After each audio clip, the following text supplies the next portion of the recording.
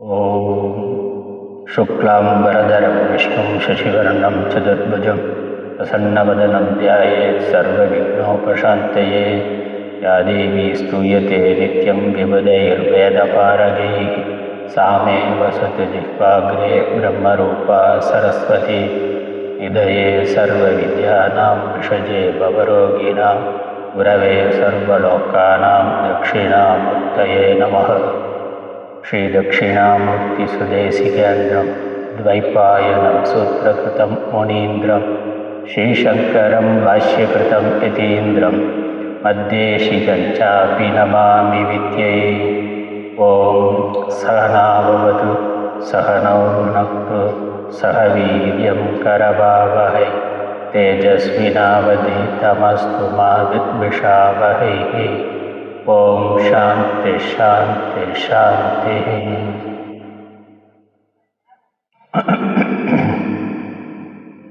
ईशावास्योपनिषद शांति मंत्र। ओम पूर्णमदः पूर्णमिदं पूर्णात् पूर्णमुदच्यते पूर्णस्य पूर्णमादाय पूर्णमेवावशिष्यते। ओम शांति शांति शांति।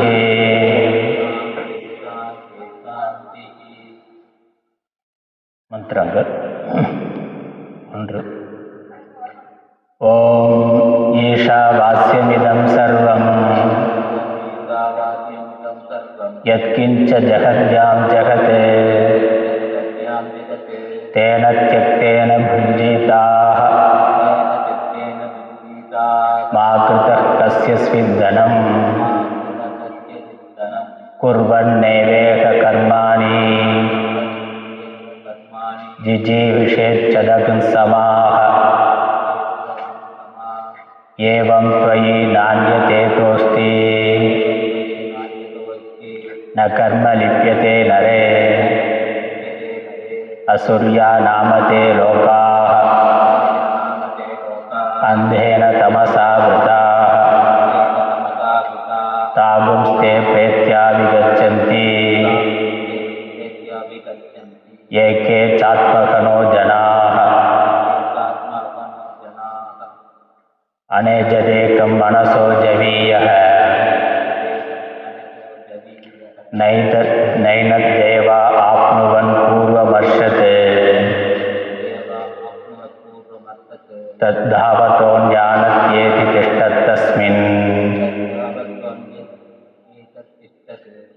नभो मातरिष्वा ददाति।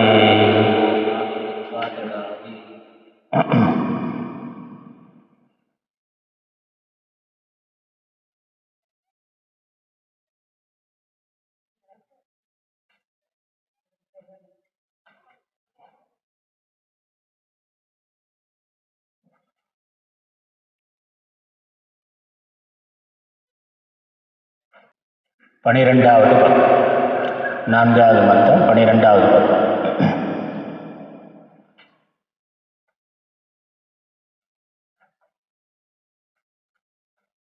ஈஷாவாஸ்ய உபனிஷத் என்ற இந்த உபனிஷத்தில்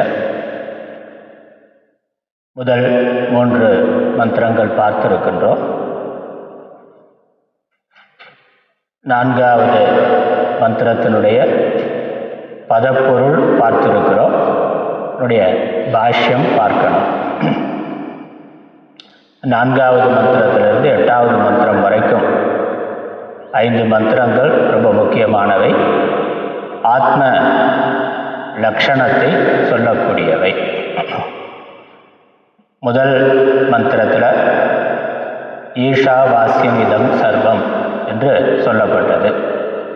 ஈஸ்வரனால் இந்த அனைத்தும் வியாபிக்கப்பட்டுள்ளது. ஈஸ்வரனால் இந்த அனைத்தும் வியாபிக்கப்பட்டுள்ளது என்ற ஞானத்தினால் இந்த உலகத்தை நாம் மறைக்க வேண்டும். ஈஸ்வரனை பற்றிய ஞானத்தினால் உலகத்தை மறைக்க வேண்டும். ஈஸ்வரன் எங்கும் இருக்கிறார் என்பதை புரிந்து கொள்ளுதல், அதுதான் உலகத்தை மறைத்தல். நம்ம சாதாரண உலகம்னு பார்க்கிறோம். உலகம் என்று பார்க்காம ஈஸ்வரன் என்று பார்த்தால் அது ஈஸ்வரனால் உலகம் மறைக்கப்படுதல் ஆகும். அது எப்படி, ஈஸ்வரனுடைய சுரூபம் என்ன என்பதெல்லாம் இங்கே சொல்லப்படுகின்றது. கடவுள் இருக்கிறார், நமக்கு நம்பிக்கை இருக்குது. ஆனால் கடவுள் எங்கே இருக்கிறார், எப்படி இருக்கிறார், அது நமக்கு தெரியாது. சாஸ்திரம் அதுதான் நமக்கு கடவுளினுடைய இருப்புக்கு பிரமாணம். நம்முடைய வேதங்கள் அவைகள்தான் கடவுளை பற்றி சொல்லுகின்றன. கடவுள் என வேதங்களே கடவுளுடைய வாக்கு தான். ஆனால் கடவுள் யார், எங்கே இருக்கிறார், எப்படி இருக்கிறார், எப்படி உலகத்தை படைத்தார், எதற்காக உலகத்தை படைத்தார், உயிர்களை எதற்காக படைத்தார், இந்த பிறப்பினுடைய நோக்கம் என்ன, பிறப்பதற்கு முன்னாடி ஜீவர்கள் எங்கிருந்தார்கள், மரணத்திற்கு பிறகு என்ன நடக்கும், மரணம் இல்லாத நிலை வேண்டும் என்றால் என்ன செய்ய வேண்டும், இதெல்லாம் சாஸ்திரங்களில் விரிவாக பேசப்படுகின்றன. பல ஈஸ்வரனை அறிந்து கொள்வதற்கு சாஸ்திரம்தான் நமக்கு பிரமாணம். இந்த உபனிஷத் ஈஸ்வர தத்துவத்தை இவ்வாறு சொல்லி தொடங்கி இருக்கு. ஈஸ்வரனால் உலகம் வியாபிக்கப்பட்டுள்ளது. இப்போ ஈஸ்வரன் இருக்கிறார் என்பது எங்கே இருக்கிறார் கேட்டால், வியாபிக்கப்பட்டுள்ளதுன்னா எங்கும் இருக்கிறார். ஈஸ்வரன் எங்கும் இருக்கிறார். வியாபகம்னாக நிரம்பி இருத்தல் என்ற அர்த்தம். பானை என்று எடுத்துக்கொண்டால் பானை முழுவதும் மண் வியாபிக்கப்பட்டிருக்கிறது. பானை மண்ணால் வியாபிக்கப்பட்டிருக்கிறது. அல்லது நகை தங்கத்தினால் வியாபிக்கப்பட்டுள்ளது. நகைகள் என்று எடுத்துக்கொண்டால் நகைகள் தங்கத்தினால் வியாபிக்கப்பட்டுள்ளன. அல்லது கடல் தண்ணீர் அலை என்று எடுத்துக்கொண்டால் கடலானது தண்ணீரால் வியாபிக்கப்பட்டுள்ளது. இப்போ வியாபிக்கப்பட்டுள்ளதுன்னு அர்த்தம் நிரம்பியுள்ளது, அதுவால் ஆகியுள்ளதுன்னு அர்த்தம். அந்த பானை முழுவதும் மண்ணானது இருக்கின்றது. பானையில் மண் எங்கே இருக்குன்னு கேட்க முடியுமா? கேட்டால் என்ன பதில்? அது எங்கும் இருக்கின்றது. இது மாதிரி தங்கத்தில் நகையில் தங்கம் எங்கே இருக்கிறதுனா அது எங்கும் இருக்கின்றது. தண்ணீர் கடலில் தண்ணீர் எங்கே இருக்கிறதுனா கடல் முழுவதும் தண்ணீராகத்தான் இருக்கின்றது. அதே மாதிரி இந்த அனைத்தும் இறைவனால் வியாபிக்கப்பட்டுள்ளது என்று சொல்லுகின்ற பொழுது இறைவன் எங்கே இருக்கிறார்னா இங்கு எங்கும் இருக்கிறார். எங்கும் இருக்கிறார் என்றாலும் நமக்கு அது தெரிகிறதான். நகையை பார்க்கிற பொழுது தங்கம் தெரியுது. நகையும் பார்க்கிறோம், தங்கத்தையும் பார்க்கிறோம், ரெண்டுமே நமக்கு தெரியுது. இது நகை, இது தங்கம் என்று சொன்னால் நம்மளால் புரிந்து கொள்ள முடிகின்றது. அந்த நகைங்கிறதுக்கு மூலப்பொருளாக இருக்கிறது அது தங்கம் என்று. அதே மாதிரி இந்த கடவுள் நமக்கு உலகத்தை பார்க்கின்ற பொழுது தெரிகிறாரா என்றால் தெரியவில்லை. ஏன் தெரியவில்லைனா நமக்கு தங்கம்னா என்னன்னு தெரியும். அதனால் நகையை பார்க்கிற பொழுது மஞ்சளாக இருந்தால் பொன்னிறமாக இருந்தால் அது தங்கம், அதுதான் தங்கம் என்று நம்ம புரிந்து கொள்ள முடியும். ஏதோ வேறு ஏதோ சில்வரில் இல்லை வேறு இதில் பண்ணியிருக்கிறான், வெள்ளியில் பண்ணியிருக்கிறான்னா அப்போ அங்கே நம்ம தங்கம், நாங்கள் இந்த நகை எதனால் பண்ணப்பட்டுள்ளதுன்னா தங்கத்தினால் பண்ணப்பட்டுன்னு சொல்ல முடியாது. அந்த நகையில், வெள்ளி நகையில் நம்மளால் தங்கத்தை பார்க்க முடியாது. இப்போ தங்கம்னா என்னான்னு தெரிந்தால்தான் நாம் அது தங்கமா வெள்ளியா, அது தங்க நகையா வெள்ளி நகையாங்கிறத சொல்ல முடியும். அந்த மூலப்பொருளை பற்றிய அறிவு நமக்கு இருந்தால் தான் அது என்னன்னு சொல்ல முடியும். இன்றைக்கி வர்றது ஒரிஜினலாக கலப்படமாக எதுவுமே நமக்கு தெரியல. மஞ்சளாக இருக்கிறதுனால நம்ம தங்கம்னு நம்பிக்கொண்டு இருக்கிறோமே இல்லையா, அதற்குள்ளே எத்தனை சதவீதம் இருக்குது, எவ்வளோ கேரட் அப்படிங்கிறது உண்மையிலேயே நமக்கு தெரியாது. அந்த நிறத்தில் இருக்குது. இன்னும் சொல்ல போனால் கவரிங் அதை விட பிரைட்டாக இருக்குன்னா அதனால் அப்படி ஏமாற்றி கொடுத்துட்றான். அப்போ பொருள் இருந்தாலும் அதை பற்றிய சரியான அறிவு நமக்கு இருந்தால் தான் அதை அறிய முடியும், பார்க்க முடியும். இந்த மாதிரி கடவுள் எங்கும் இருக்கிறார் என்று நம்ம புராண இதிகாசத்தில் எல்லா இடங்கள்லையும் சாமானியமாக நம்ம இந்து மதத்தில் இருக்கக்கூடிய, தெரிந்திருக்கக்கூடிய, எல்லோருக்கும் தெரிந்திருக்கக்கூடிய ஒன்று தான். நம்ம கதைகள்லேருந்து பிரகலாதன் கதையிலிருந்து எங்கே இருக்கிறார், தூணிலும் இருப்பார் துரும்பிலும் இருப்பார் நாராயணன் இப்போ அவனால் பார்க்க முடிஞ்சது, ஆனால் அவனுடைய தந்தையினால் பார்க்க முடியல. இருக்காரு, அப்போ எனக்கு காமினா எனக்கு தெரியலையே, அவனுக்கு தெரியுது, அவருக்கு தெரியவில்லை. அப்போ அவனுக்கு அந்த ஞானம் இருந்தது, அவருக்கு இல்லை, தெரியலை. அதனால் உபனிஷத்து என்ன பண்ணுது, கடவுள் எங்கும் இருக்கிறார் என்று சொன்னதோட அவர் எப்படி இருக்கிறார் என்று அவருடைய சொரூபத்தை சொல்லுகின்றது. இப்போ அந்த ஞானத்தை, கடவுளை பற்றி, கடவுள் அவருடைய சொரூபத்தை பற்றிய நம்ம ஞானத்தை அடைகின்ற பொழுது நம்மால் கடவுளை எங்கும் காண முடியும். அதனால் இந்த 4வது மந்திரத்திலிருந்து 8வது மந்திரம் வரைக்கும் அந்த ஈஸ்வரனுடைய சொரூபம் சொல்லப்படுகின்றது. அப்புறம் அதை இன்னொரு கோணத்தில் பார்த்தோம்னாக்கா, இது ஈஸ்வரனை பற்றிய லட்சணம் சொல்கிறது மட்டுமில்லை, ஈஸ்வரனை பற்றிய ஆராய்ச்சி மட்டுமில்லை, ஈஸ்வரன் தான் எல்லாவற்றிலும் இருக்கிறார், எல்லாவற்றுக்கும் ஆதாரமாக இருக்கின்றார் என்றால் நான் என்பது எது என்று நம்ம பார்க்கிற பொழுது நமக்குள்ளேயும் ஈஸ்வரன் தானே இருக்க முடியும், நமக்குள்ளேயும் ஈஸ்வரன் இருக்கிறாருங்கிறது வருகின்றது. அதனால் இந்த ஈஸ்வரன் யாருன்னு பார்க்கிறது நான் யார் என்று பார்ப்பதாகவும் ஆகின்றது, நான் யாருன்னு தெரிந்து கொள்வதாகவும் ஆகின்றது. பார்க்கலாம். நம்ம தொடர்ந்து ஈஸ்வர லட்சணம் இந்த பாடலிருந்து சொல்லப்படுது. இதில் முதல்ல என்னுடைய பொழிப்புரை மட்டும் சொல்லிடுறேன். நம்ம ஏற்கனவே சென்ற வகுப்பில் பார்த்துருக்குறோம். சுருக்கமாக இந்த 4வது மந்திரத்தினுடைய கருத்தை பார்த்துட்டு அதுக்கப்புறம் அதற்கு சங்கராச்சாரியர் என்ன விளக்கம் கொடுத்திருக்கிறாருங்கிறத நம்ம தொடரலாம். இந்த மந்திரத்தில் ஈஸ்வர லட்சணமாக சொல்லி இருக்கக்கூடியது முதல் விஷயம் ஏக்கம், ஒன்று. ஏக்கம் என்று ஒன்று. முதல்ல கருத்தை மட்டும் சொல்லிடுறேன், அப்புறம் கொஞ்சம் விரிவாக பார்க்கலாம். கடவுள் கடவுள் எப்படி இருக்கிறார்னா அவர் ஒன்றாக இருக்கின்றார். ஏக்கம் அப்படிங்கிற ஒரு லட்சணம். ஏக்கம்னா ஒன்று அப்படின்னு அர்த்தம். சர்வ வியாபகமாக இருக்கக்கூடிய பொருள் ஒன்றுதான். சர்வ வியாபகமாக இருக்கக்கூடிய பொருள் ஒன்றுதான். நம்ம என்ன நினைக்கிறோம், நம்ம உடம்பை இயக்கிறதுக்கு ஒரு ஆத்மா இருக்கு. அதே மாதிரி ஒவ்வொரு உடல்லையும் ஒவ்வொரு ஆத்மா இருக்கு. ஆனால் அநேக ஆத்மாக்கள், அநேக உடல்கள் இருக்கிற மாதிரி அநேக உயிர்கள் இருக்கு, அநேக ஆத்மாக்கள் இருக்கின்றது என்று நினைக்கின்றோம். அப்படித்தான் பல மதங்கள் சொல்லுகின்றன. ஆனால் இங்கே ஆத்மா, இறைவன் அப்படிங்கிறதுக்கு, அந்த ஈஸ்வரன்கிறதுக்கு சாஸ்திரம் சொல்கிற பெயர் ஆத்மா அல்லது பரமாத்மா. பரமாத்மானாலும் ஈஸ்வரன், இறைவன் என்பது ஒரே பொருள் சொற்கள். அதை இறைவன் சொல்லலாம், ஆத்மான்னு சொல்லலாம். ஆத்மாங்கிற சப்தத்தை நாங்கள் சொல்கிறேன். ஆத்மா, அதனால் ஆத்ம லட்சணம், இது ஈஸ்வர லட்சணம் அல்லது ஆத்ம லட்சணம். ஆத்மாங்கிற பொழுது நாம் இருக்கிறதுக்கு எது காரணமாக இருக்கோ அது ஆத்மா. நான்னு நாம் சொல்லி கொண்டு இருக்கிறோமே, எது இருக்கிற வரைக்கும் நம்மளால் நான் சொல்ல முடியுமோ அது ஆத்மா. உடம்பு ஒன்று போயிட்டாங்க, ஒரு சம்பந்தம் இல்லாமல் போயிட்டா, வெறும் உடல் மட்டும் செயலற்றதாகிட்டா நான் சொல்ல மாட்டேன். நான் சொல்கிறதுக்கு காரணமாக ஒன்று உள்ள இருக்கு. அப்படி எது இருக்கோ அது ஆத்மா என்பது புரிந்து கொள்ள வேண்டியது. அப்படி ஒவ்வொரு உடலிலும் ஒரு ஆத்மா இருக்கின்றதுன்னு நினைக்கிறோம். சாஸ்திரம் சொல்லுது எல்லா உடலிலும் ஒரு ஆத்மா தான் இருக்கின்றது. ஆனால் எல்லா உடலிலும் ஒரு ஆத்மான்னு சொல்கிற பொழுது அதுதான் ஈஸ்வரன், பரமாத்மான்னு சொல்கிறோம். நம்ம உடம்பை வைத்துக்கொண்டு, உடம்போட வரையறையை வைத்துக்கொண்டு அந்த உடம்புக்குள்ள உயிர்னு சொல்கிற பொழுது ஜீவாத்மாங்கிற வார்த்தையை பயன்படுத்துகிறோம். எல்லாவற்றுக்கும் மேலாக இருக்கிற பொழுது இறைவன் சொல்கிற பொழுது பரமாத்மாங்கிற வார்த்தையை பயன்படுத்துகிறோம். ஆனால் எல்லா உடல்களுக்குள்ளும் ஜீவாத்மாவாக இருக்கிறது பரமாத்மா தான். பரமாத்மா தான் ஜீவாத்மாவாக இருக்கிறார். பரமாத்மா ஜீவாத்மான்னு ரெண்டு இல்லை. பரமாத்மா ஜீவாத்மான்னு இரண்டு இல்லை. ஆத்மா ஒன்றுதான்.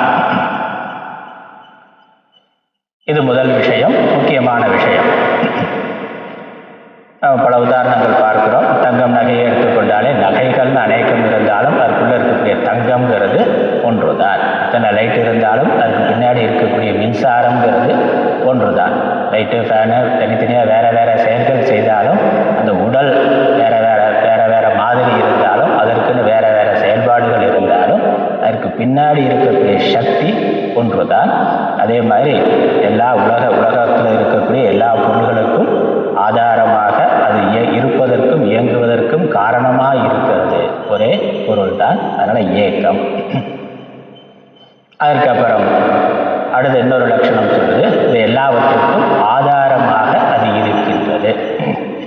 எல்லாம் அதன் மேலே தான் இருக்கின்றது, அதை ஆதாரமாக கொண்டுதான் இருக்கின்றது. நகைகளுக்கெல்லாம் ஆதாரமாக இருக்கிறது என்னது? தங்கம் தான். மாதிரி உலகத்திற்கு ஆதாரமாக இருக்கிறவர் இறைவன். அப்புறம் அந்த ஆத்மாவை இந்திரியங்களால் அறிய முடியாது. இந்திரியங்களுக்கு விஷயம் ஆகாததுன்னு சொல்லும். இந்திரியங்கள்னா நம்ம கண்ணு, காது, மூக்கு, இந்த புலன்களால் அறியப்பட முடியாதது. அதை பார்த்தா தெரியும் அப்படின்னாக்க, தங்கத்தில் நகையில் தங்கத்தை பார்க்குற மாதிரி ஆத்மா தான் எங்கும் இருக்கே, நான் கண்ணை திறந்தால் பார்க்க முடியுமானா அப்படி பார்க்க முடியாது. ஏன்னா அது அதிசூக்ஷ்மமாக இருக்கு, இந்திரியங்களுக்கு விஷயம் ஆகாதது. அது ஒரு முக்கியமானது. இந்திரியங்களுக்கோ மனதுக்கோ விஷயம் ஆகாது. இந்திரியத்துக்கும் மனதுக்கும் விஷயம் ஆகாதுன்னா அது எப்படி புரிந்து கொள்ள முடியும்? அது எப்படின்னு பார்க்கலாம். இந்த லட்சணம் என்னது? ஆத்மா இருக்கு அப்படின்னு சொன்ன உடனே எங்கும் இருக்கிறதுங்கிறதையும் சொல்லியாச்சு. அப்போ அதை நான் பார்க்க முடியுமானா அதை பார்க்க முடியாது. அதை உணர்ந்து கொள்ளதான் முடியும், அறிந்து கொள்ளதான் முடியும். அது எப்படிங்கிறது நம்ம அடுத்தடுத்த மந்திரங்களில் விளக்கம் வருது, அங்கே விரிவாக பார்க்கலாம். இது ஒன்று. அதற்கப்புறம் எல்லாவற்றுக்கும் அந்தர்யாமியாக, எல்லாவற்றிலும் உள்ளிருந்து இயக்குவதாக அதுவே இருக்கின்றது அப்படிங்கிற ஒரு லட்சணம். அந்தர்யாமி அல்லது அத்தியக்ஷக, சர்வ சாட்சி, கூட்டஸ்தக, இந்த மாதிரி அது அனைத்துள்ளும் இருந்து அனைத்தும் இயங்குவதற்கு காரணமாக இருக்கின்றது. அனைத்திற்கும் ஆதாரமாக இருக்கு, அனைத்தும் இயங்குவதற்கு காரணமாக இருக்கின்றது. அதுதான் மற்ற எல்லா தேவதைகளுக்கும் அதற்கான வேலைகளை பிரித்து கொடுக்கின்றது, அல்லது அவைகள் செயல்படுவதற்கு அது ஆதாரமாக காரணமாக இருக்கின்றது. இதுதான் இந்த மந்திரத்தில் ஆத்மாவை பற்றி சொல்லக்கூடிய லட்சணங்கள். நம்ம அதை விரிவாக பார்க்கலாம், ஒவ்வொரு வார்த்தையையும் பார்க்கலாம். என்னுடைய பதப்பொருள் பார்த்தோம்னா இந்த புக்கில் இருக்கிற தமிழில் இருக்கிறதுல 12வது பக்கத்தில் இருக்கு. அனேஜத் முதல் வார்த்தையாக இருக்கிறது. அனேஜத்துங்கிற வார்த்தை, அனேஜத்னா அசைவற்றது. அது ஒரு இடத்துல அதாவது மாறுதல் இல்லாதது, அசைவில்லாமல் இருக்கக்கூடியது. அதுக்கப்புறம் ஏக்கம், பதப்பொருள் மட்டும் சொல்கிறேன், அப்புறம் விளக்கம் கீழே பார்க்கலாம். கீழே விளக்கம் இருக்கு, பிறகு பார்ப்போம். ஏக்கம் என்ற ஒன்றுதான், அது பல அல்ல, ஒன்றுதான். அதுக்கப்புறம் மனசக ஜவீயகனாக வேகமாக செல்லக்கூடியதுன்னு அர்த்தம். மனசகனா மனதை விட வேகமாக செல்லக்கூடியது. அந்த ஆத்மாவானது நமக்கு தெரிய வேகமாக போகக்கூடியது மனசு தான். அந்த மனசை விட வேகமாக செல்லக்கூடியது ஆத்மா. ஏன் அப்படி சொல்லியிருக்கிற விளக்கம் பிறகு பார்க்கலாம். அதுக்கப்புறம் அடுத்த வார்த்தை ஏனத் தேவாகா ந ஆப்னுவன். ஏனத்னா இதனை, தேவாகாங்கிறது இங்கே நம்ம உடம்புல இருக்கக்கூடிய புலன்களுக்கான பெயர். கண்ணு, காது, மூக்கு, கர்ம இந்திரியங்கள், ஞான இந்திரியங்கள், அதுக்கு தேவாகான்னு பேர். இந்த புலன்கள் ஆப்னுவன் அதை அடையாது, அதை காண முடியாது, அதை பார்க்க முடியாது. அதுக்கப்புறம் பூர்வம் அர்ஷத்து, அது மனதைக்கும் முன்னே செல்கின்றது. எதனால் மனத்தினும் முன்னே செல்கின்றதோ தது திஷ்டத்து, அது அசைவற்றிருந்து தாவத்தக விரைந்தோடுகின்ற அந்நியான் மற்ற எல்லாவற்றையும் அத்தியேத்தி கடந்து செல்கின்றது. அது அசையாமல் இருக்கு, ஆனால் வேகமாக செல்லுகின்ற அனைத்தையும் அது கடந்து செல்வதாக இருக்கின்றது. இந்த லட்சணங்கள்லாம் பார்த்தா ஒன்றுக்கு ஒன்று முரண்பட்டதாக இருக்கும். இப்படி இருளும் ஒளியும் அப்படின்னு சொல்கிற மாதிரி அவர் மாப்பிள்ளை எப்படி இருப்பார்னா, அவர் நெட்டையாக குட்டையாக இருப்பார், கருப்பாக சிவப்பாக இருப்பார். எப்படி இருப்பார்? ஒன்று கருப்பாக இருப்பார்னு சொல்லணும், இல்லை சிவப்பாக இருப்பார்னு சொல்லணும், இல்லை நெட்டையாக குட்டையாக சொல்லணும். எப்படி இருப்பார்னு லட்சணம் கேட்டாக்கா அவர் நெட்டையா குட்டையா இருப்பார், கருப்பா சிவப்பா இருப்பார், அப்படி சொல்கிற மாதிரி அது வந்து அசைவற்று இருக்கு, ஆனால் மனதை விட வேகமாக செல்வதாக இருக்கின்றது என்றெல்லாம் விளக்கம் வருது பார்க்கலாம். அதுக்கப்புறம் தஸ்மின் அதன் கண் மாதரிஷ்வா அபக ததாதி, கடைசி வாக்கியம். அதன் கண் அதனிடத்தில் இருந்து அதை ஆதாரமாக கொண்டே. மாதரிஷ்வா என்பது இங்கே வாயு, சமஷ்டி வாயு பேர், வாயு தத்துவத்துக்கு அது வந்து ஹிரண்ய கர்ப்பன்னு சொல்லுவோம். ஹிரண்ய கர்ப்ப தத்துவம் அதற்கு அதை முதலானவைகளுக்கு, ஹிரண்ய கர்ப்பன் முதலானவைகளுக்கு அபக ததாதி. அபகன சாதாரணமாக தண்ணீர் என்ற அர்த்தம், சம்ஸ்கிருதத்தில் அபகன தண்ணீர், இங்கே கர்மா என்ற அர்த்தம். எல்லா தேவதைகளுக்கும் அது அதனுடைய கர்மங்களை, செயல்களை, வேலைகளை பிரித்து கொடுக்கின்றது. இதான் இந்த மந்திரத்தினுடைய பொருள். ஒரு மந்திரத்தை மட்டும் பார்த்தாக்கா நமக்கு தலையத்தான் சுத்தம். என்னுடைய அதுக்கு தான் ஆச்சாரியர் இருக்கார், இதுக்கெல்லாம் விளக்கம் கொடுக்கறதுக்கு. அதனால் சங்கராச்சாரியனுடைய பாஷ்யத்தை பார்க்கலாம்.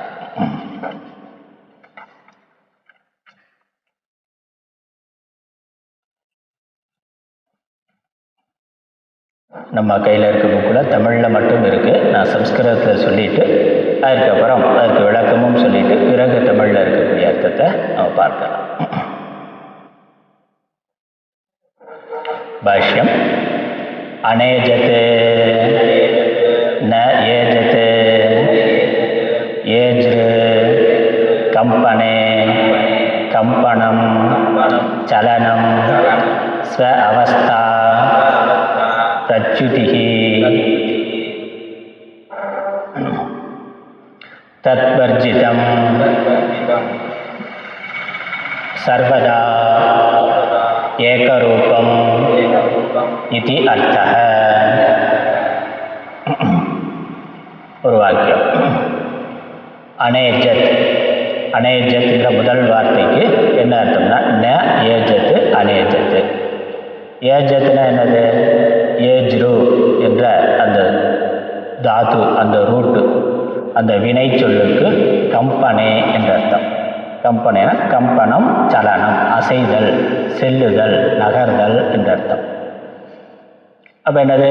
ஸ்வ அவஸ்தா பிரச்சுதிஹி, தன்னுடைய நிலையிலிருந்து இடம் பெயர்ந்து செல்லுதல். தத் வர்ஜிதம் அனேஜத்.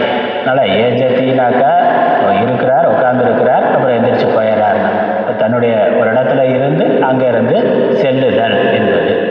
அனேஜத்தினா போகாமல் ஒரே இடத்துல இருக்கிறார் அந்த அர்த்தம். அதனால் தன் அவஸ்தையினின்றும் நடுவுதல் அஃது இன்றிய தன்மை சர்வதா ஏகரூபம் என்பது பொருளாம். சர்வதா ஏகரூபம் இது அர்த்தக, எப்பொழுதும் ஒரே தன்மையில் இருப்பது. ஏகரூபங்கிறது இந்த இடத்துல ஒரே தன்மையில் இருப்பது, மாறிக்கொண்டே இருக்கக்கூடிய தன்மை உடையதல்ல, எப்பொழுதும் ஒரே தன்மையில் இருப்பதுனா ஒரே மாதிரி இருக்கிறவர், மாறாமல் இருக்கிறவர். இப்போ கடவுள் ஆத்மானாக அது உலகமாக தோன்றிக் கொண்டிருந்தாலும் தன்னுடைய அடிப்படை தன்மையிலிருந்து, அடிப்படை இயல்பிலிருந்து மாறாமல் இருக்கின்றார். அதுதான் முக்கியமானது. தங்கம் நகையாக ஆகின்ற பொழுது தங்கத்தை உருக்கி நகை பண்ணுறோம், பல வடிவங்களுக்கு கொண்டு வருகின்றோம். அப்படி நகைங்கிற வடிவத்துக்கு வர்ற பொழுது தங்கம் அதனுடைய அடிப்படை தன்மையிலிருந்து மாறிவிடுகிறதான்னு மாறுறதில்லை. அப்படி மாறினா நம்ம நகையாக பண்ண மாட்டோம். அதே பொன்னிறம் அப்படியே இருக்குது. அதனுடைய அந்த பிரகாசங்கிறது அப்படியே கனதாக இருக்குது. மதிப்பு உணவு காணமானாலும் அது மாறாமல் அப்படியே இருக்கும். இரும்பு அது உருக்கி மாற்றுற போது மாறும், அப்புறம் கொஞ்சம் நல்லா துருப்பிடிக்க ஆரம்பிக்கும், அப்படியே கொஞ்சம் கொஞ்சமாக கரைஞ்சி இல்லாமலே கூட போய்விடும். இரும்புக்கு அந்த மாதிரி பல லோகங்களுக்கு அந்த தன்மை உண்டு. ஆனால் தங்கம் பார்த்தா அந்த பொன்னிறம் அது மூலப்பொருளாக எப்படி இருக்கோ அப்படியே அதை நம்ம எப்படி தான் உருக்கி மாற்றினாலும் அதனுடைய வடிவத்தை தான் நம்ம மாற்றி கொண்டு இருக்கிறோம். இவருடைய அடிப்படை தன்மையிலிருந்து அது மாறுபாடு அடையாமல் இருக்கின்றது. அதே மாதிரி தான் இந்த உலகத்திற்கு ஆதாரமான பரம்பொருள் பரமாத்மா தன் நிலையிலிருந்து மாறுதல் அடையாமல் எப்பொழுதும் ஒரே மாதிரி ஒரே போல இருக்கின்றார். சிருஷ்டி காலத்தில் உலகம் தோன்றுகின்றது, அப்புறம் ஸ்திதி காலத்தில் இருந்து ஒரு நாள் பிரளய காலத்தில் எல்லாம் இல்லாமல் போய்விடுகிறது.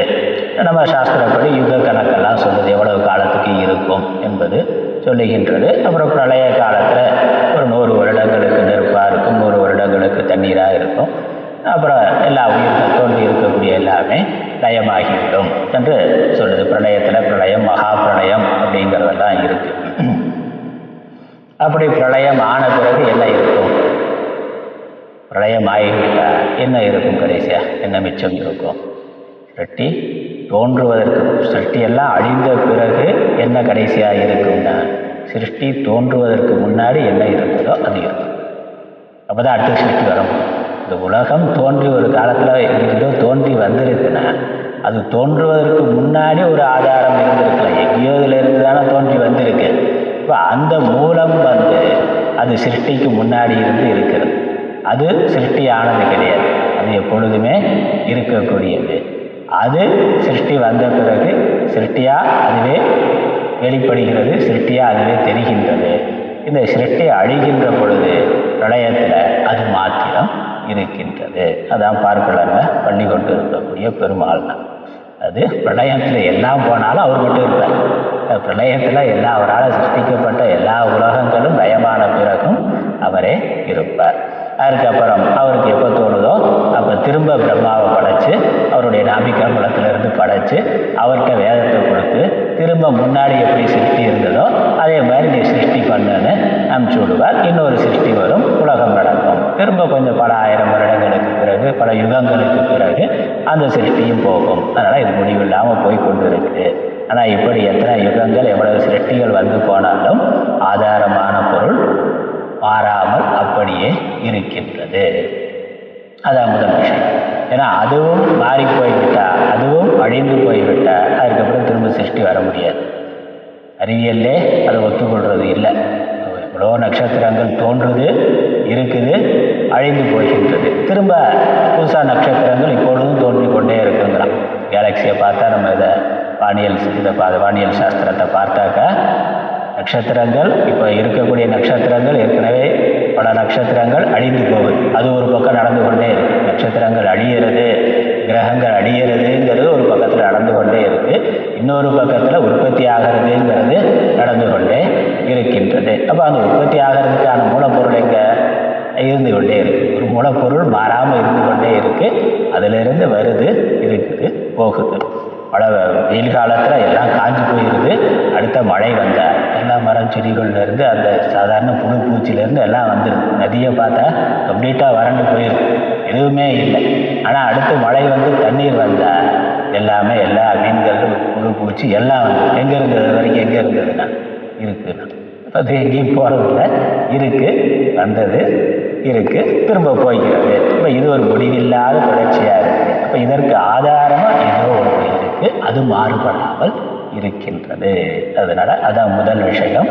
அது சர்வதா ஏகரூபம், எப்பொழுதும் ஒரே போல இருக்கின்றது. அது முதல் லட்சணம். அதுக்கப்புறம் எப்பொழுதும் ஒரே போல இருக்கிறது எத்தனையா இருக்குன்னு கேட்டால் அது ஒன்று தான், ஒரே ஒரு பொருள் தான் இந்த பிரபஞ்சம் அனைத்திற்கு மூலமாக இருக்கின்றது. அது அடுத்த வாக்கியம் படிக்கலாம். தச்ச ஏகம் சர்வபூதேஷு, அவ்வளோதான். இந்த ஏக்கம்ங்கிறதுக்கு அவ்வளோதான் விளக்கம் கொடுத்துருக்கிறார். எல்லா உயிர்களிடத்திலும் ஒன்றாக அது இருக்கின்றது. அப்போ அந்த சிருஷ்டிக்கு மூலமாக, காரணமாக, சிருஷ்டிக்கு ஆதாரமாக, சிருஷ்டி தோன்றுவதற்கு முன்னாடி எந்த ஒரு பொருள் இருந்ததோ அதிலிருந்து தான் சிருஷ்டி வந்திருக்குங்கிறதுனால சிருஷ்டியில் தோன்றி இருக்கக்கூடிய எல்லா பொருள்களுள்ளும் அது இருக்கின்றது. அது இருக்கின்றது. அந்த ஒன்று தான் அத்தனையாக ஆகி இருக்கின்றது. நகை தங்கம் இருந்தது, எண்ணற்ற நகைகள் தோன்றிய பிறகு எல்லா நகைகளிலும் அந்த தங்கம் அப்படியே இருக்கு. சர்வபூதேஷன, எல்லா உயிர்களிடத்திலும் அது இருக்கின்றது. ஏக்கம், ஒன்றாகவே இருக்கின்றது. அது பிரிஞ்சு பலவா போறதில்லை. உடல்கள் பிரிஞ்சு பலவா போகுது. அந்த நாமரூபம், அந்த தங்கத்தை பலவிதமான வடிவங்களில் நம்ம மாற்றிக்கொண்டே இருக்கிறோம், சின்னதாக பெருசாக பண்ணிக்கொண்டே இருக்கிறோம். ஆனால் உள்ளே இருக்கக்கூடிய தங்கம் அது ஒன்று தான், ஒரே ஒன்றாகத்தான் இருக்கு. எல்லா உயிர்களிடத்திலும் அது ஒன்றாகவே இருக்கின்றது. அநேக ஆத்மாங்கிறது இல்லை, ஒரே ஆத்மாதான். எல்லா உடல்களுள்ளும் ஒரே ஆத்மாதான், ஒரே ஆதாரம்தான் இருக்கின்றது. அதுக்கப்புறம் அடுத்தது மனசோ ஜவீயக, மனசக சங்கல்ப ஆதி லக்ஷணாத் ஜவீயக ஜவவத்தரம். ஜவீயகன வேகமாக போகிறதுன்னு அர்த்தம், வேகமாக பயணப்படக்கூடியது. அதனால் நமக்கு ராக்கெட் வேகம்னு பார்க்குறோம், இல்லை ஒளி வேகம்னு பார்க்குறோம். ஆனால் அதை விட வேகமாக போகக்கூடியது மனசு. சங்கல்பம் முதலான மனசுனா என்னென்ன? மனசுனா சங்கல்ப ஆதி லட்சணம். சங்கல்ப விகல்பம்ங்கிறத லட்சணமாக கொண்டது எதுவோ அதான் மனசு. மனசோட தன்மை, இப்போ ஒரு எண்ணம் வருது, அடுத்த எண்ணம் வருது. முதல் வந்த எண்ணத்துக்கு தொடர்ச்சியான அதே மாதிரியான எண்ணமாக இருக்கலாம், அதற்கு மாறுபட்ட எண்ணமாக இருக்கலாம். அப்படி வந்து கொண்டே இருக்கிறது எதுவோ அப்படி இருக்கக்கூடிய தன்மையுடையது மனசு. அதனால் மனசோட சுரூபம் அது. சங்கல்ப விகல்பாத்மகம் மனக. மனசோட லட்சணம் என்னென்னா சங்கல்ப விகல்பாத்மகம் மனக. சங்கல்ப விகல்பத்தை சுரூபமாக கொண்டது மனசு. அதனால் சங்கல்ப ஆதி லட்சணம்னு சொல்லியிருக்கார். அந்த மனசை விட வேகமாக போகக்கூடியது. அதுக்கப்புறம் அதுக்கு விளக்கம் கொடுக்க போகிறார் பின்னாடி. அது எப்படி வேகமாக போகுதுங்கிறதுக்கு அடுத்த தொடர்ச்சியாக விளக்கம் வருது. இந்த இடத்துல ஒரு கேள்வி நமக்கு வரணும். வல அனேஜத் அப்படின்னு சொல்லிட்டு அது எங்கேயும் போகிறதில்லை, அப்படியே இருக்கு, தன் இடத்திலிருந்து நழுவுவதில்லை, மாறுவதில்லைன்னு சொல்லிட்டு மனதை விட வேகமாக செல்லக்கூடியதுன்னா அது எப்படி போக முடியும்? முரண்பட்ட லட்சணமாக இருக்கு. அதனால் இந்த கேள்வி ஆச்சாரியர் கேட்கிறார். அடுத்த வரி, கதம் விருத்தம் உச்சியதே. எப்படி இந்த மாறுபட்டு, விருத்தம்னா முரண்பாடாக சொல்லப்படுகின்றது. துருவம் நிஷ்சலம் இதம் மனசக ஜவீயக இதிச்ச. இது ஒரு கேள்வி.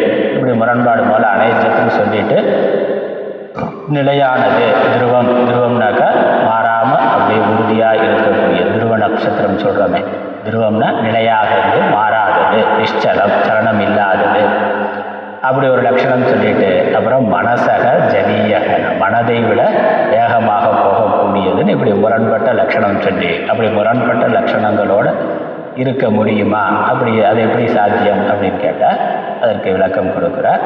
நம்ம தமிழில் இருக்கிறது பார்த்தா ஜவீயக வேகமுடைத்து, துருவம் நிஷ்சலம் இது மனத்தினும் வேகமுடைத்து என்று இவ்வாறு விருத்தமாக விஞ்ஞானம் கூறப்படுகின்றது.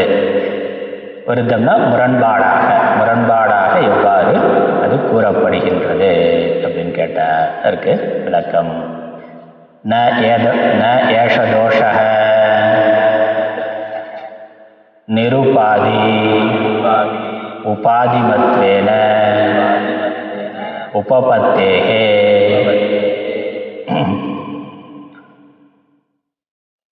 இது குற்றம் அன்று. ந ஏஷதோஷகன்னா இது ஒன்றும் குறையில்லை, குற்றம் இல்லை. நிருபாதி சோபாதி என்பதனால இது பொருந்தக்கூடியதே. உபாதியோடு இருக்கிறது உபாதியின்மை. உபாதியின்மை உபாதி உடைத்தான் தன்மையால் பொருந்துதலின். உபாதி அப்படிங்கிற ஒரு வார்த்தை டெக்னிக்கலான வார்த்தை. நம்ம வேதாந்தத்தில் அதுவும் நமக்கு அத்வைதத்தில் ரொம்ப முக்கியமான ஒரு வார்த்தை உபாதி. உபாதி அப்படின்னாக்கா நம்ம உடம்புக்கு பேர் உபாதி. உபாதினா எந்த ஒன்று இன்னொன்றினுடைய அருகில் இருந்து தன்னுடைய குணத்தை அதன் மேலே ஏற்றி காட்டுதோ அதுக்கு உபாதின்னு பேர். ஒரு பொருள் இன்னொரு பொருளோட அருகில் இருந்து தன்னுடைய குணத்தை அதோட குணத்தில் ஏற்றி காமிக்கும். அப்படி இருக்கிறதுக்கு அதுக்கு உபாதின்னு பேர். ஒரு ஸ்படிக லிங்கம் இருக்குது, செம்பருத்தி ஸ்படிகலிங்கம் எப்படி இருக்கும்? வெண்மையாக தூய்மையாக அது டிரான்ஸ்பரண்ட்டாக இருக்கக்கூடியது. அதுக்குன்னு ஒரு நிறம் இல்லை, டிரான்ஸ்பரண்ட்டாக இருக்கக்கூடியது. அதுக்கு பின்னாடி ஒரு செம்பருத்தி பூ வச்சாக்கா அந்த தூரத்திலிருந்து பார்க்குற பொழுது ஸ்படிகலிங்கமே சிவப்பு நிறத்தில் தெரியும். இல்லை ஏதாவது சங்கு புஷ்பம் வச்சாக்கா நீல நிறத்தில் தெரிகின்றது. அப்போ அந்த லிங்கமானது, அந்த ஸ்படிகமானது நிறமாற்றம் அடைந்து விட்டதான நிறமாற்றம் அடையலை. அது அதோட தன்மையில் தான் இருக்குது, கலர் நிறம் இல்லாமல் தான் இருக்குது. அதுக்கு பக்கத்தில் இன்னொன்று வருகின்ற பொழுது அதோட நிறத்தை அடைந்தது போல அது தெரிகின்றது. அதனால் தூய்மையாக இருக்கக்கூடிய அதே தூய்மையாக இருக்கக்கூடிய அதே ஸ்படிகலிங்கமே செம்பருத்தி அதனுடைய சம்பந்தத்தினால சிவப்பு நிறமாக தோன்றுகின்றது.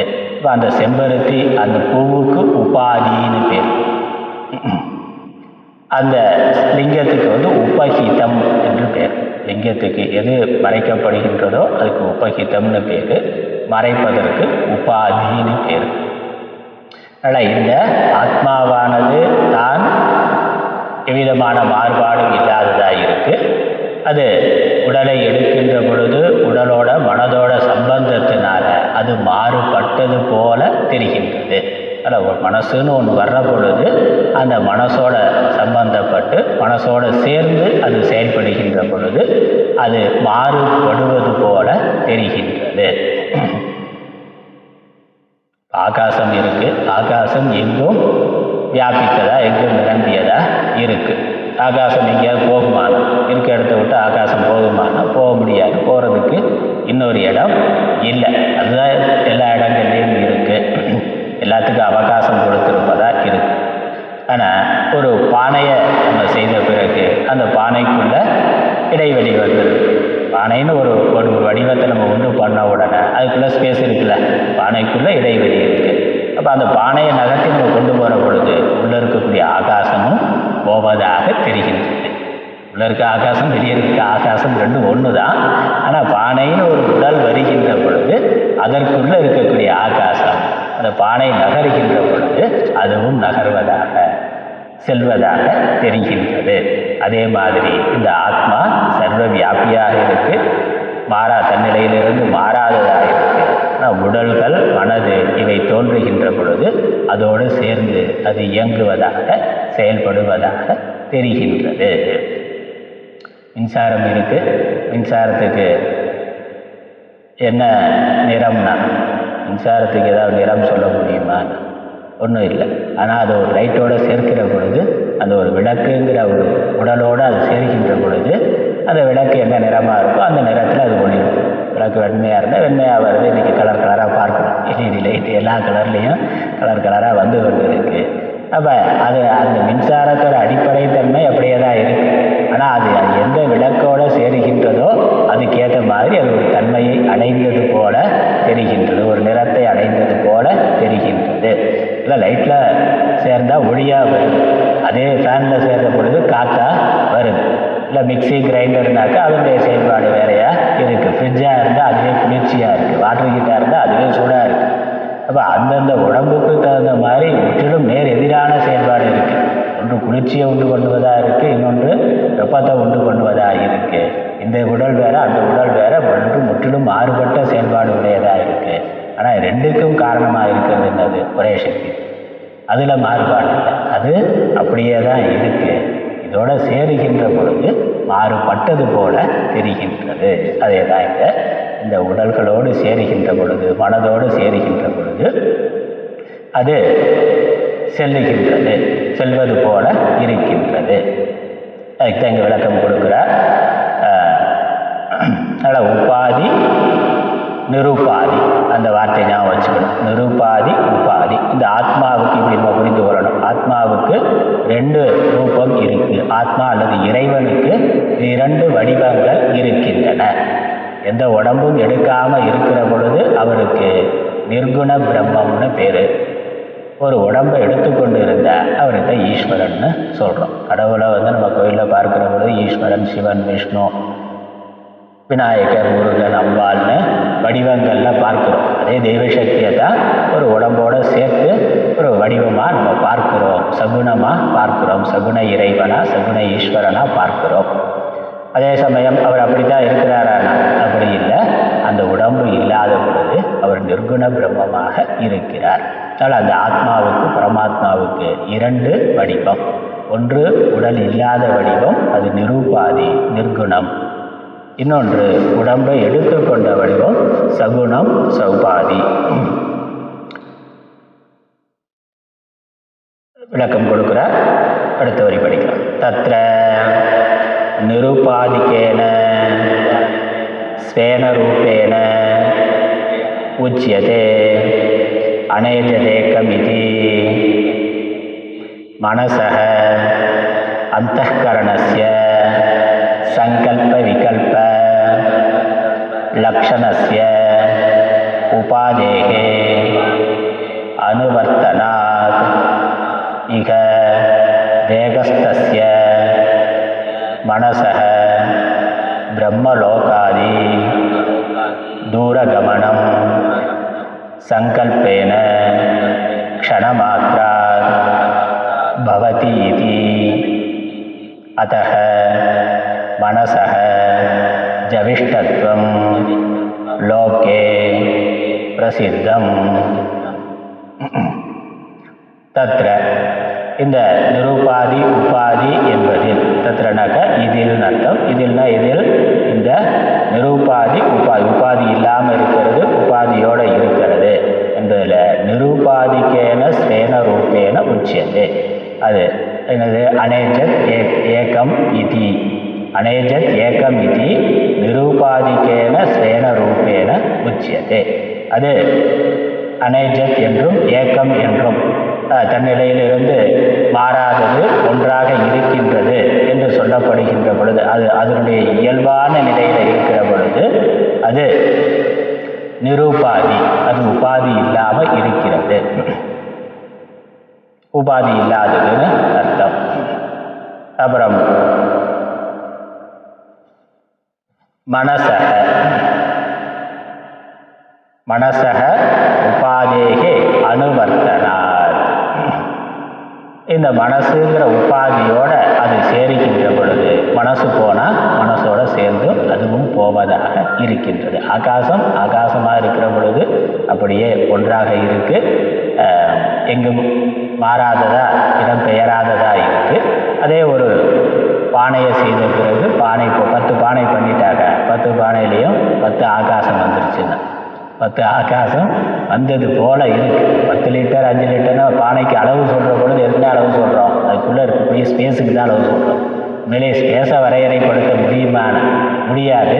ஆனால் நம்ம விவகாரத்தில் ஒரு உடலை ஏற்படுத்தி, ஒரு வடிவத்தை ஏற்படுத்தி, ஒரு உபாதியை ஏற்படுத்தி அதை வைத்துக்கொண்டு அதை ஸ்பேஸை வரையறைப்படுத்தினதா நம்ம சொல்லுகின்றோம்.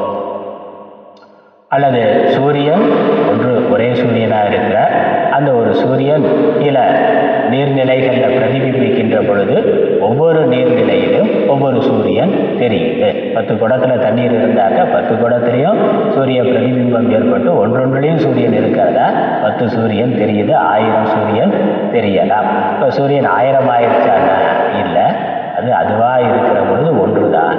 இந்த தண்ணீர்ங்கிற அந்த உபாதியோட சேருகின்ற பொழுது அநேகமாக தெரிகின்றது. அதாங்க மனசக. மனசுனா என்னங்கிற சொல்கிறார். மனசகன அந்தःகரணஸ்ய, அந்தःகரணம்னா உள்ளே இருக்கக்கூடிய கருவி. மனசு உடம்புக்கு உள்ளே இருந்து செயல்படக்கூடியது, அதனால் அந்தःகரணம்னு பேர். அப்புறம் அதனுடைய தன்மை என்னது? சங்கல்ப விகல்ப லக்ஷணஸ்ய, மனசோட லட்சணம், மனசோட சுரூபம். சங்கல்பாதின்னு மேலே சொன்னார், இங்கே விரிச்சே சொல்லிட்டார். சங்கல்ப விகல்ப லக்ஷணஸ்ய, சங்கல்ப விகல்பத்தை லட்சணமாக கொண்ட மனதினுடைய உபாதேகே, மனதை உபாதியாக கொள்ளுகின்ற பொழுது, இந்த மனதை மனதை எடுத்துக்கொள்ளுகின்ற பொழுது, மனதை அடைகின்ற பொழுது அல்லது மனதில் பிரதிபிம்பிக்கின்ற பொழுது, மனதுங்கிறது சூக்ஷ்ம சரீரம். நம்மளுடைய கர்ம இந்திரியங்கள், ஞான இந்திரியங்கள், பிராணன், மனசு இதெல்லாம் சேர்ந்து இருக்கிறதுக்கு சூக்ஷ்ம சரீரம்னு பேர். ஸ்தூல சரீரத்துக்குள்ள அந்த சூக்ஷ்ம சரீரம் இருக்கு, அதுதான் இந்த ஸ்தூல சரீரத்தை இயக்கி கொண்டு இருக்கு. ஆனால் அந்த சூக்ஷ்ம சரீரமும் சூக்ஷ்ம பஞ்சபூதங்கள்ல இருந்து வந்தது. அந்த சூக்ஷ்ம பந்த போதும் அதனால் ஜட தான். பஞ்சபூதம் ஜடம், அதனால் ஸ்தூல உடம்பு ஜடம். உள்ளே இருக்கக்கூடிய சூக்ஷ்ம சரீரம் அதுவும் பஞ்சபூதங்கள்லேருந்து தோன்றியவை, அதுவும் ஜடம் தான். ஆனால் ஆத்மாவினுடைய முன்னிலையில் அது பிரகாசத்தை அடைகின்றது. ஆத்மா இந்த மனசோட சேருகின்ற பொழுது, மனதில் பிரதிபிம்பிக்கின்ற பொழுது ஆத்மா இயக்கம் பெறுகின்றது. அதுக்கப்புறம் என்னது, இந்த மனசோட மனசே ஜடமாக இருக்குது, ஆத்மாவோட பிரதிபிம்பம் வர்ற பொழுது தான் மனது இயக்கம் பெறுது. அப்புறம் மனது சும்மா இருக்கா? அது இல்லை. மனசு தூக்கத்தில், ஆழ்ந்த தூக்கத்தில் இருக்கிற வரைக்கும் சும்மா இருக்குது மனசு. ஆனால் விழித்த உடனே உடம்பு விழிக்கிறதுக்கு முன்னாடியே மனசு விழித்து கனவு காணும். அதுக்கப்புறம் உடம்பும் விழித்த பிறகு உடம்ப ஆட்டி படைக்குது. ஆனால் இந்த மனசோட சக்தி என்ன? ஈக தேகஸ்தஸ்ய மனசக, இங்கே இந்த உடம்புலேயே இருந்து கொண்டு, இங்கே ஒரு இடத்துல லோகத்தில் ஒரு இடத்துல ஒரு மூலையில் ஒரு புள்ளியாக இவர் உட்கார்ந்துருக்கிற அந்த உடம்புல, அதோட உடம்புக்கு உள்ளே இருக்கக்கூடிய மனசு பிரம்மலோகாதி தூரகமனம் சங்கல்பேன க்ஷணமாத்திரம் பவதி. அதனால் அதக மனசக ஜவிஷ்டத்துவம், வேகமாக போகக்கூடியதுன்னா மனசு தான் உலகத்திலேயே வேகமாக போகக்கூடியது. ஏன்னா இருக்கிற இடத்துலேருந்து பிரம்மலோகம் வரைக்கும் போயிட்டு வந்தோம்.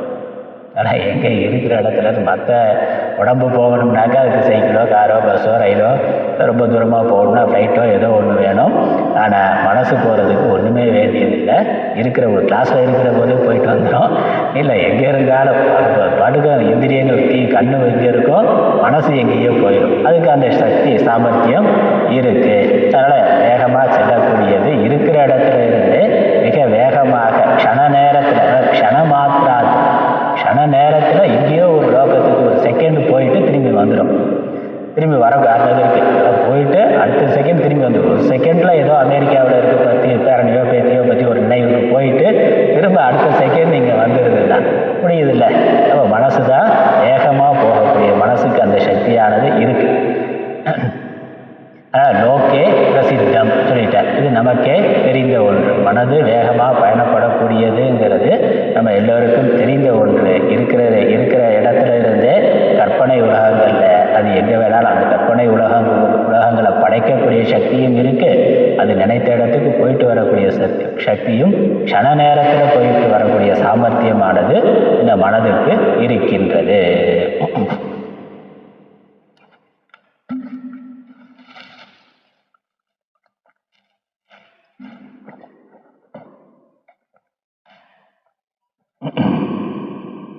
அப்படிப்பட்ட மனசை விட இந்த ஆத்மா வேகமானது தான். அடுத்த வரி, தஸ்மின் மனசி பிரம்மலோகாதி திருத்தம் கச்சதி சதி பிரதமம் பிராப்த இவ ஆத்ம சைத்தன்ய அவபாசோ கிருஹ்யதே. அத்தஹ மனசஹ ஜவீயஹ இதி ஆக. இந்த மனது பிரம்மலோகத்துக்கு போகிற பொழுது இந்த மனதுக்கு முன்னாடி அங்கே ஆத்மாவானது இருக்கின்றதுன்னா, தஸ்மின் மனசி பிரம்மலோகாதின் திருத்தம் கச்சதி சதி. இந்த மனது பிரம்மலோகத்துக்கு விரைவாக செல்லுகின்ற பொழுது பிரதமம் பிராப்த இதி, இதுக்கு முன்னாடி போனது போல முதல்ல இருக்கிற மாதிரி அங்கே ஆத்ம சைத்தன்யமானது இருக்கின்றது. அதாவது நம்ம மனது விஷயங்களை நினைக்குது. விஷயங்கிறது ஜடப்பொருள், புறத்தில் வெளியே இருக்கிறது. மனசுல இருந்து விருத்தி எண்ணமானது வெளியே போய் அந்த விஷயத்தை வியாபிக்குது, விஷயத்தை அடையுது. விஷய பொருளை பார்க்குறோம், கண்ணை திறக்கிறோம், அந்த முன்னாடி இருக்கக்கூடிய பொருளை பார்க்குறோம். இப்போ மனசு எப்படி அதை கிரகிச்சு கொள்வது, இது என்ன பொருள்னு? அந்த கண்கிற இந்திரியம் வழியாக எண்ணங்கள் வெளியே போய் அந்த பொருளை அடைந்து இது இப்படி இருந்தால் என்ன பொருள்னு மனசில் அது எண்ணமாக நமக்கு வருகின்றது. அப்போ அந்த மனசுக்கு வெளியே போகக்கூடிய சக்தி எங்கேருந்து வருது? உள்ளே இருக்கக்கூடிய ஆத்ம சைத்தன்யம் தான் மனசில் பிரதிபிம்பித்து மனதுக்கு அந்த சக்தியை கொடுத்து மனது வெளியே பயணப்பட்டு விஷயத்தை பார்க்குது, அப்புறம் அறிந்து கொள்ளுகின்றது. அப்படி மனசு அங்கே போகிற பொழுது அந்த மனசோடு சேர்ந்து இந்த ஆத்ம சைத்தன்யம் உயிரும் இருக்கு. உயிர் இருந்தால் தானே போக முடியும். கண்ணு திறந்து ஆள் போயிட்டாருன்னா கண்ணு திறந்து இருக்கும், பார்க்க மாட்டார். தாத்தா எனக்கு தெரியுதான்னு ஒன்றும் உள்ள சக்தி இருந்து மனசு அதோட சம்பந்தப்பட்டாதான். உயிரோடு இருக்கிற பொழுதே கண்ணு மட்டும் பார்த்து கொண்டு இருக்கு, மனசு ஏதோ வேற சிந்தனையில் இருந்தால் முன்னாடி வர ஆள் தெரியாது. அப்போ என்னது? மனசு போகணும், கண் வழியாக மனசு போகணும். மனசு போகிற பொழுது மனசோடு சேர்ந்து அங்கே அந்த சைத்தன்யாம்சமும் போகுது, அந்த உயிரை. ஏன்னா மனசு ஜடமானது, அது தானாக பயணப்படாது. அப்போ அதுக்குள்ள அந்த ஆத்மாவோட பிரதிபிம்பம், அதோட சைத்தன்யாம்சம் இங்கே இருக்குது, அதுவும் சேர்ந்து போகுது. அது மட்டும் இல்லை, ஆத்மா சர்வ வியாபகமாக இருக்கிறதுனால அது அங்கே ஏற்கனவே இருக்கின்றது. இப்போ நம்ம குடத்தை தூக்கிட்டு போகிற பொழுது குடத்துக்கு உள்ளே இருக்கக்கூடிய ஆகாசம் உண்மையிலேயே குடத்தோடு போகுதான்னு, அந்தந்த ஆகாசம் அங்கேயே தான் இருக்குது, குடம் தான் போயிட்டுருக்கு. இப்போ குடம் எங்கெல்லாம் போகுதோ அங்கே இருக்கக்கூடிய ஆகாசம் அதை நிரப்பிக் கொள்ளுகின்றது. அப்போ குடம் போகிறதுக்கு முன்னாடியே ஆகாசம் அங்கே இருக்குது. அதான் அர்த்தம். மனசோட வேகமானதுன்னா மனசு எங்கெல்லாம் போகுமோ அதற்கு முன்னாடியே ஆத்மா அங்கே இருக்கிறதுன்னு பொருள். சர்வ வியாபகம்ங்கிற அர்த்தம் தான், சர்வ வியாபிங்கிற அர்த்தத்தை தான் அப்படி சொல்லுது. ஆத்மா எங்கும் இருக்கிறதுங்கிறத அப்படி சொல்லுது. அது ஏற்கனவே அதற்கு முன்னானதான் பிரதமக பிராப்தக இவன் ஏற்கனவே அங்கே போய் இருக்கிற மாதிரி அங்கே இருக்குது. நம்ம இங்கேருந்து ஒரு ஊருக்கு பயணம் போகிறோம், இங்கேருந்து பாம்பே டெல்லியோ போகிறோம்னா நம்ம அங்கே போனால் அங்கே அதே சூரியன் இருக்குது. இங்கே பார்த்து அதே சூரியன், அங்கே ஏதாவது வேறு சூரியன் இருக்கான்னா அதே சூரியன் தான் இருக்குது. அப்போ நம்ம போகிறதுக்கு முன்னாடி அவர் அங்கே போயிட்டார். அமெரிக்கா போனாக்கா அங்கேயே அதே சூரியன் இருக்கிறார். இப்போ நம்ம போகிறதுக்கு முன்னாடி அவர் அங்கே போயிட்டாருன்னா, அவர் அங்கே இருக்கிறாருன்னா என்னது? அவர் எப்பொழுதும் அவைலபிளாக இருக்கிறாருன்னு அர்த்தம். அதான் அர்த்தம். ஆனால் மனசை விட வேகமானது தான். உண்மையிலேயே அது வேகமாக பயணப்படுறது இல்லை, மனசு வேகமாக போகிறதுக்கு காரணமாக அது இருக்குது. அதே சமயம் சர்வ வியாபகமாக அது அங்கே இருக்குது. அதனால் மனசு எவ்வளோ வேகமாக போனாலும் அதை விட வேகமாக ஆத்மா செல்வது போல இருக்குது. அது அங்கே அவைலபிளாக இருக்கின்றது. அது அர்த்தம். நம்ம புக்கில் இருக்க அர்த்தத்தை பார்த்துடலாம். அடுத்த வார்த்தைக்கு அர்த்தம் பார்க்கறதுக்கு முன்னாடி புக்கில் தமிழில் இருக்கக்கூடிய அர்த்தம் பார்க்கலாம். உபாதியின்மை உபாதி உடைத்தாம் தன்மையின் பொருந்துதலின் ஆண்டு நிருபாதிகமாகிய தனது ரூபத்தினால் அநேஜ தேக்கம் என்று கூறப்படுகின்றது. அது நிருபாதிகம் என்ற தன்மையினால் அநேஜத்து ஏக்கம் என்று கூறப்படுகிறது. உபாதி எதுவும் இல்லாத பொழுது அது எங்கேயும் போகாமல் ஒன்றாகவே அப்படியே இருக்கிறது என்று சொல்லப்படுகின்றது. அதுக்கப்புறம் மனசுனா என்னது? சங்கல்ப விகல்ப லக்ஷண அந்தகரண உபாதியின் அனுவர்த்தனத்தால். இந்த மனசுங்கிறது அந்தகரணம். மனசுக்கு இன்னொரு பேர் அந்தகரணம். அதோட சொரூபம் என்ன? சங்கல்ப விகல்பம். ஒரு எண்ணம் மாற்றான இன்னொரு எண்ணம், அப்படி மாற்றி மாற்றி நினைத்து கொண்டே இருக்கிறது என்பது தான் மனதோட தன்மை. எண்ணங்கள் தொடர்ந்து வந்து கொண்டு இருக்கின்றது. எங்கிருந்து எண்ணம் வருதோ அதுதான் மனசு அர்த்தம். உண்மையிலேயே மனசு எங்கே இருக்குதுன்னு நமக்கு தெரியாது. புத்தியினுடைய ஒரு பகுதியாக புத்தியில் தான் இருந்தால் வேலை செய்யுது. ஆனால் நமக்கு அனுபவத்தில் பார்க்குற பொழுது ஹிருதயஸ்தானம்னு சொல்கிறோம். சாஸ்திரங்கள் என்ன சொல்லுதுன்னா, அறிவியல் புத்தியில் இருக்குங்குது. நமக்கு மனசுங்கிற பொழுது உணர்வு ஹிருதயத்தில் தான் இருக்குது. ஆனால் மனசோட வீடு புத்தி தான். ஆனால் அதோட ஒர்க்கிங் பிளேஸ் ஆஃபீஸ் மனசு. அதனால் அது வேலை செய்கிற பொழுது இந்த மனசில் ஹிருதயஸ்தானத்தில் இருந்து மனசு வேலை செய்யும். அப்புறம் அது ஓய்வில் இருக்கிற பொழுது இருக்கும், அந்த புத்தியில் இருக்கும். சாஸ்திரம் ஹிருதயஸ்தானம் தான் மனசோட ஸ்தானம்னு சொல்லுது. ஹிருதயத்தில் தான் எல்லாமே, ஹிருதயத்தில் தான் ஆத்மா இருக்குது, அதில் தான் அனைத்தும் லயமாகின்றது. அதற்கப்புறம் அது வேலை செய்கிற கனவுல நிலையில் கழுத்துலையும் விழிப்பு நிலையில் உருவ மத்தியிலையும் இருந்து செயல்படுகிறது அப்படின்னு ஒரு கருத்து உண்டு. இருக்கட்டும், மனசுனா இங்கே சங்கல்ப விகல்பம் உடையது. சங்கல்ப விகல்பமாக மாறி மாறி வருகின்ற அந்த எண்ணங்கள் அது தோன்றுவதற்கு ஆதாரமாக இருக்கிறது எதுவோ அதுதான் மனசு. அதுக்கு அந்தःகரணம்னு பேர், உள்கருவி. அந்தःகரண உபாதியின் அனுவர்த்தனத்தால், அனுவர்த்தனம்னா அந்த மனசு போகிற பொழுது அதோட சேர்ந்து போவதால், இன்று தேகத்தில் உள்ள மனத்திற்கு பிரம்மலோகாதி தூரம் செல்லல் சங்கற்பத்தினால் க்ஷண மாத்திரத்தினால் உண்டாகிறது. இந்த உடம்புல இருக்கக்கூடிய மனசுக்கு க்ஷண மாத்திரத்தில் பிரம்மலோகம் முதலான இடங்களுக்கு போக முடிகிறது. அதனால் மனத்தினும் விரைந்து செல்லும் தன்மை லோகத்தில் பிரசித்தமாக, அதாவது மனசுக்கு வேகமாக போகிறது, மனசு தான் வேகமாக போகக்கூடிய ஒன்று, எல்லாவற்றையும் விட வேகமாக செல்லக்கூடியது மனது என்பது எல்லோருக்கும் தெரிந்த ஒன்று, அதனால் உலக பிரசித்தம்.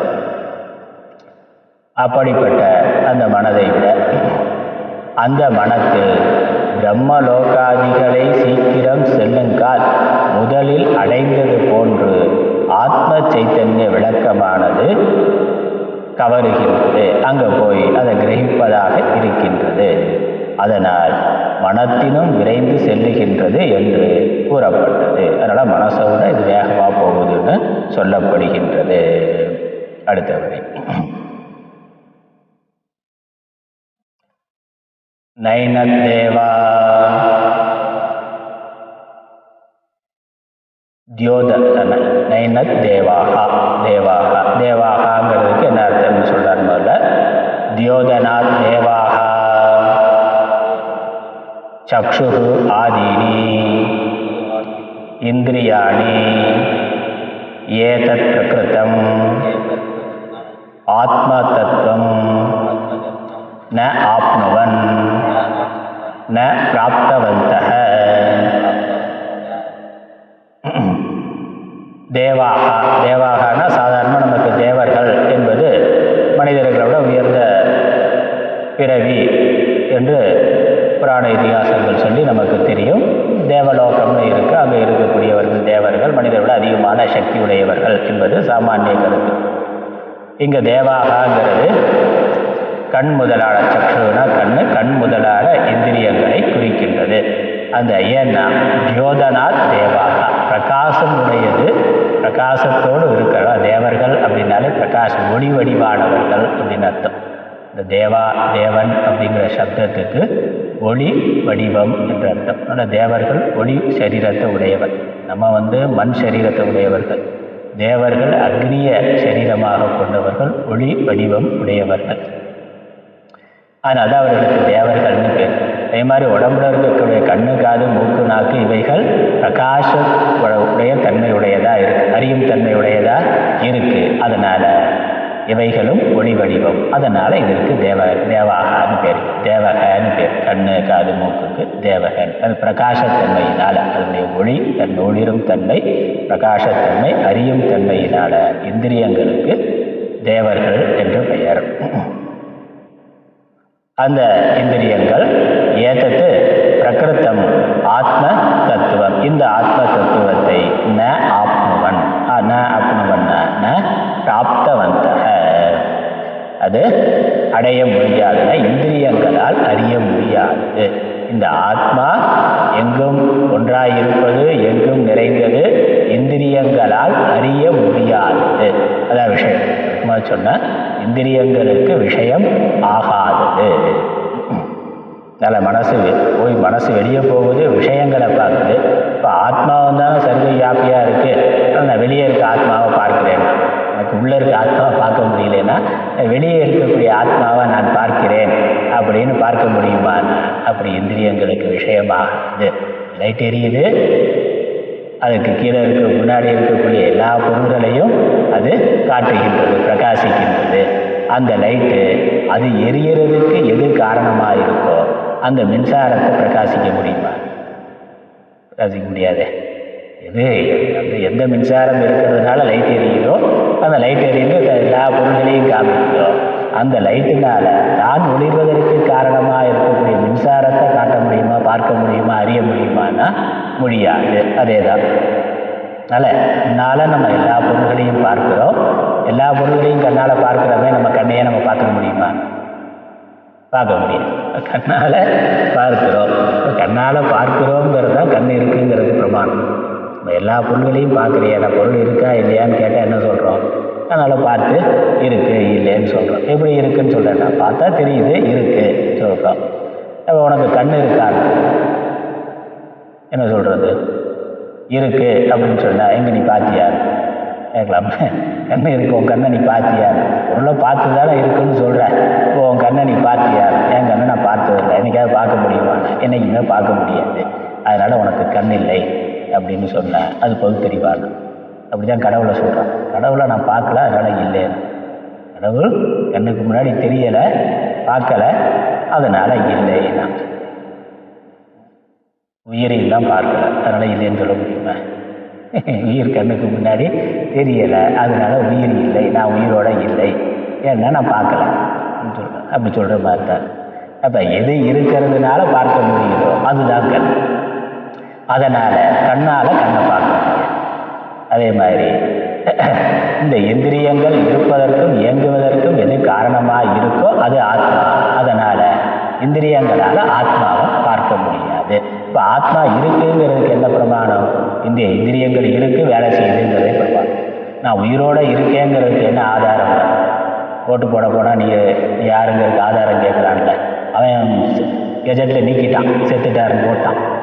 அதனால் இவர் ஐடி ப்ரூஃப் போய் காமிச்சா, எங்கே ரிப்போர்ட்டில் எங்கள் ரெக்கார்டில் வந்து நீங்கள் இல்லைங்க இறந்துட்டீங்கன்னு ரெக்கார்டு இருக்குது அப்படின்னு சொன்னால், இல்லையா நான் உயிரோடு இருக்கேன், நீ உயிரோடு இருக்கேங்கிறதுக்கு என்ன பிரமாணம்? ஏன் ரெக்கார்டில் இல்லைன்னா ஓட்டு போட முடியாமல் திரும்பி வர்றோம்ல, அதனால் இல்லைண்ணா எடுத்துகிட்டோ போச்சு இறந்துட்டேன்னா, நான் உயிரோடு இருக்கேங்கிறதுக்கு நீ உயிரோடு இருக்கேங்கிறது பிரமாணம் கொண்டு வா. நான் உயிரோடு இருக்கேங்கிறது என்ன பிரமாணம்? நான் தான் பிரமாணம். நான் முன்னாடி கண்ணுக்கு முன்னாடி வந்து நிற்கிறேனே, அதான் பிரமாணம். வேற என்ன பிரமாணம்? அதனால் நான் உயிரோடு இருக்கேங்கிறதுக்கு இருக்கேங்கிறதே பிரமாணம். இது மாதிரி இந்திரியங்கள் இயங்குகின்றது அப்படிங்கிறது தான் ஆத்மா இருக்கிறது என்பதற்கு பிரமாணம். இந்த இந்திரியங்களால் அந்த ஆத்மாவை பார்த்து அறிதல்ங்கிறது சாத்தியமில்லை. அதே மாதிரி உலகம் இருக்கிறது, உலகம் இயங்குகிறது என்பதே இறைவன் இருக்கிறாங்கிறதுக்கு பிரமாணம். பரமாத்மான்னு ஒன்று இருக்குதுன்னு நீங்கள் எதை வச்சு சொல்கிறீங்கன்னா, உலகம் இருக்குது என்பதாலேயே உலகம் இருப்பதற்கு ஒரு ஆதாரம் இருக்குது, ஒரு காரணம் இருக்குது, ஒரு முதல் இருக்குது. அதுதான் ஆதி பகவான் முதற்றே உலகுன்ற. உலகம் நமக்கு தெரிந்த ஒன்று. அப்போ இந்த உலகம் இருக்குன்னா இந்த உலகத்திற்கு முதலாக காரணமாக ஒன்று இருக்கிறது, கண்டிப்பாக இருந்தாங்க. அது இல்லைன்னா இல்லை. அதனால் உலகம் இருக்குங்கிறதே இறைவன் இருக்கிறான்ங்கிறதுக்கு பிரமாணம். நான் இருக்கிறேங்கிறது ஆத்மா இருக்கிறதுங்கிறதுக்கு பிரமாணம். அதனால் வேற எப்படியும் அதை அறிந்து கொள்ள முடியாது. அதான் எங்கள் விஷயம். இந்திரியங்களுக்கு விஷயம் ஆகாது. அதனால் அதை பார்த்து அறிந்து கொள்ள முடியாது. நான் அறிவால் உணர்ந்து கொள்ள முடியும். அல்ல ஆத்மா அல்லது பரமாத்மா இறைவன்கிற பொழுது ஈஸ்வரன் எங்கும் நிறைந்திருக்கிறார் என்று சொல்கிற பொழுது அந்த ஈஸ்வரனை நம்ம பார்த்து அறிய முடியாது, இருக்கிறான்னு அறிவால் உணர்ந்து கொள்ள முடியும். எனக்குள்ள ஆத்மா இருக்கிறது என்பதை நான் பார்த்து அறிய முடியாது. உடம்பை எப்படி அறுத்து பார்த்தாலும் அது தெரியாது. உயிர் எங்கே இருக்குன்னு என்னதான் போஸ்ட்மார்ட்டம் பண்ணால் ஒரு ஊர் தெரியாது. உயிரோடு இருக்க ஆளை போஸ்ட்மார்ட்டம் பண்ணி பார்க்க முடியுமா? நான் உயிர் எங்கே இருக்குன்னு செத்த உடலாம் பார்த்தா அங்கே உயிர் கிடைக்குது, அங்கே உயிர் இல்லை போயிருச்சு, அதனால் கம்மி பார்க்க முடியாது, ஆத்மாவை பார்க்க முடியாது. சரி, உயிரோடு இருக்க உடம்பை அறுத்து பார்த்தா எங்கேயாவது கண்டுபிடிக்க முடியுமாண்ணா? உயிர் எங்கே இருக்குன்னு பார்க்க முடியாது. ஆனால் அது இருக்கு. அதனால் இந்த இறைவன் எங்கும் இருக்கிறார் என்பது இந்திரியங்களுக்கு விஷயம் வரக்கூடியவராக இல்லை, அறிவால் உணர்ந்து கொள்ளத்தக்கவராக இருக்கிறார். அதனால் கடவுளை அறிவால் ஞானத்தினால உணர்ந்து கொள்ள வேண்டும். ஆத்மாவை நான் இருக்கிறேங்கிற ஞானத்தினால அறிந்து கொள்ளுதல் என்பதுதான் இங்கே பார்த்தல் ஆகும். சரி, மேற்கொண்டு விளக்கம் நம்ம இந்த தமிழில் இருக்கிறத படிச்சுட்டு முடிச்சிடலாம். அப்புறம் அடுத்த வார வகுப்பில் தொடரும். தமிழில் என்ன இருக்கு? ந ஏன தேவாக, விளக்குதலின் தேவர்கள். எல்லாவற்றையும் விளக்குறதுனால பிரகாசிக்கிறதுனால தேவர்கள்னு பேர் இந்திரியங்களுக்கு. சக்ஷு முதலிய இந்திரியங்கள் என்று அர்த்தம். ஏனத்னா இவைகள் பிரகிருத்தமான ஆத்ம தத்துவத்தின் தத்துவத்தினை ந ஆப்னுவன் அடையவில்லை. இங்க ஆத்மா ஒரு இலக்கண விளக்கம் பார்த்தா, ஆத்மான்னு சொல்லாம ஆச்சாரியர் ஆத்ம தத்துவங்கிற வார்த்தையை போட்டுக்கொண்டு இருக்கிறார். ஏன்னா இந்த நைஜத்து, இந்த ஏக்கம் இதெல்லாமே நபும்சலிங்க சப்தமாக இருக்கு. உபனிஷத் மந்திரத்தில் ஆத்மாங்கிற சப்தம் நேராக இல்லை, ஆத்ம லட்சணங்கள் எல்லாம் நபும்சகலிங்கமாக சொல்லப்பட்டு இருக்கிறதுனால ஆத்மா புல்லிங்க சப்தம், அதில் ஆத்மான்னு போட முடியாது. ஆகவே ஆத்ம தத்துவங்கிற வார்த்தையை பகவான் பயன்படுத்தினார். அது சம்ஸ்கிருத இலக்கண விளக்கம். அதில் ஆத்ம தத்துவம்னா ஆத்மாவுக்கு தான் அர்த்தம். ஆத்ம தத்துவத்தினை ந ஆப்னுவன் அடையவில்லை, இந்த இந்திரியங்கள் அடையவில்லை. சரி, அது வரைக்கும் நம்ம பார்த்துருக்குறோம். மேற்கொண்டு அடுத்த வகுப்பில் பார்க்கலாம். ஓம் ஈஸ்வரோ குருராத்மேதி மூர்த்திபேத விபாகினே வியோமவத்யாப்ததேகாய தட்சிணாமூர்த்தயே நமः. ஓம் பூர்ணமதः பூர்ணமிதம் பூர்ணாத் பூர்ணமுதச்யதே பூர்ணஸ்ய பூர்ணமாதாய பூர்ணமேவாவசிஷ்யதே. ஓம் சாந்தி சாந்தி சாந்தி. ஹரி ஓம்.